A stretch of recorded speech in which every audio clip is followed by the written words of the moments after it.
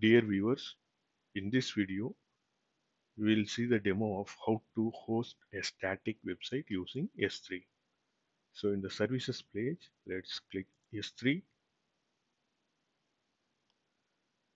Here we have to create a bucket.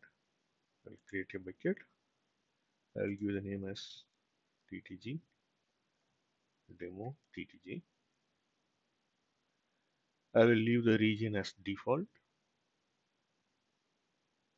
We have to allow public access, so we need to disable this, uncheck this checkbox to allow public access.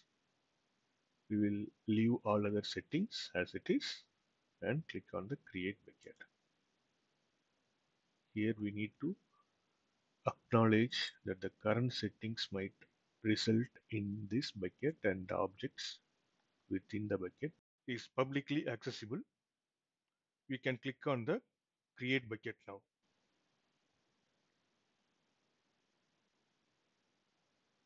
So now this bucket is created.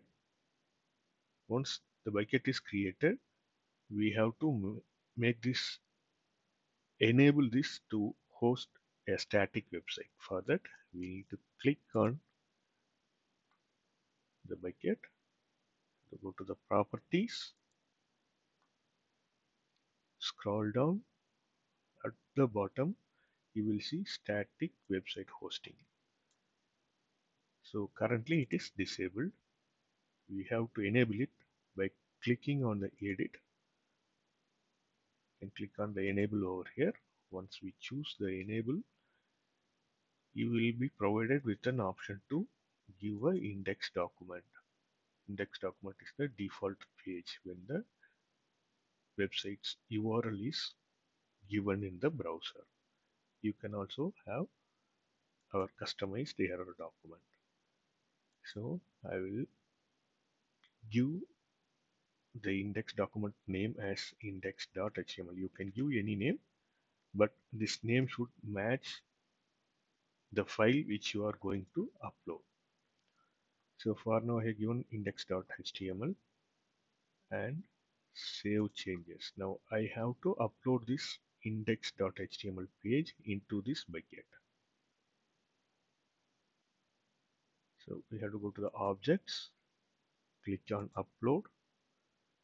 You have to add the file. I already have a file index.html in my local. So I'm going to add that file into this bucket. So now I will click on the upload. So if you can see, the index.html file is uploaded into the bucket. Now that's one more thing we need to give. We need to configure the bucket policy to allow public to read the objects inside this bucket. So for that purpose, we have to click on the permissions. As you see, we have already enabled the public access for this. You have to scroll down. You have to create a new bucket policy. You can click on the edit.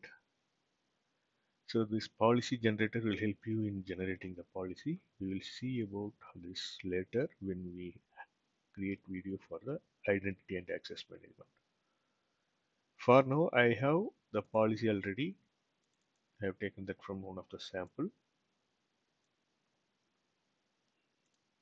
I will copy and paste that here. As you can see, the only thing we need to change over here is the resource for which we are providing access to the public. So here you can see action, that is to get the object, and effect is to allow. So now we have given the public, sorry, we have given the bucket policy. We can save changes. After saving the changes, we need to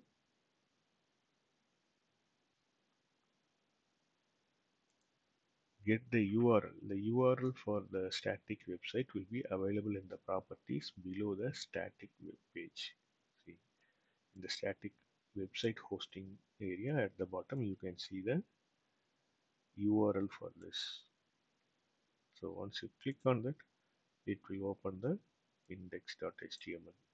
So you can see the naming convention for the URL. So it will be like your bucket name followed by s3-website dot the location in which we have hosted our bucket followed by dot amazon aws.com. So this is the default page which we have configured. Now let's also try to add the error page.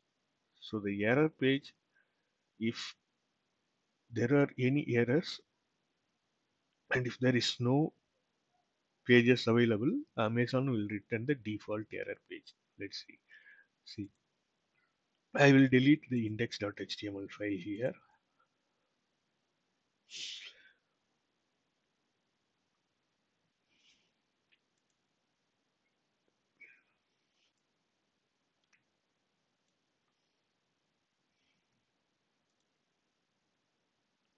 So the permanently delete will delete the index.html. Now, if we try to access this website, the default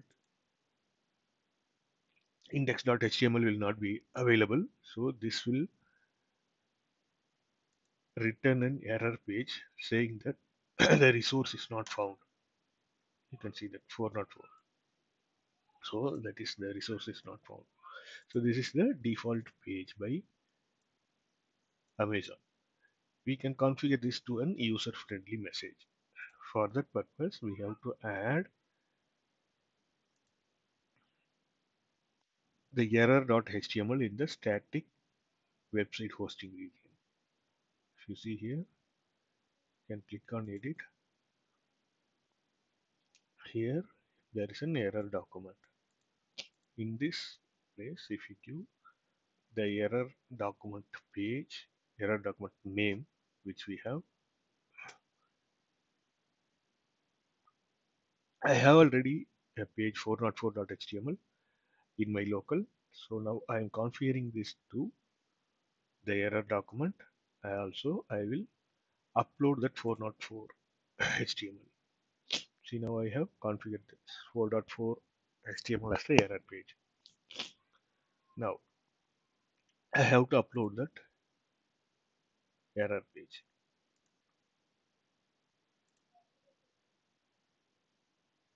This 404.html I have opened.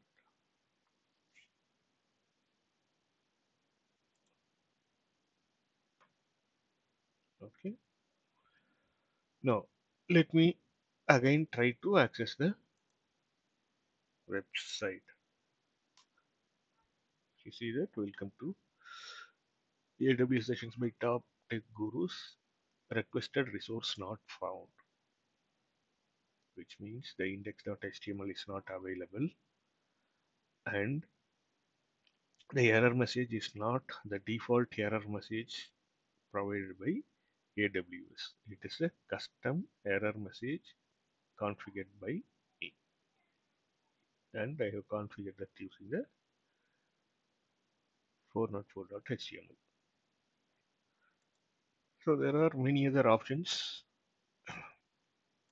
and many other possibilities in S3. If any of you are interested in knowing the details, drop a message, drop a comment. We will provide the separate videos for the individual topics. Thanks for watching this video. In the series to follow, we will have AWS EBS and EFS covered.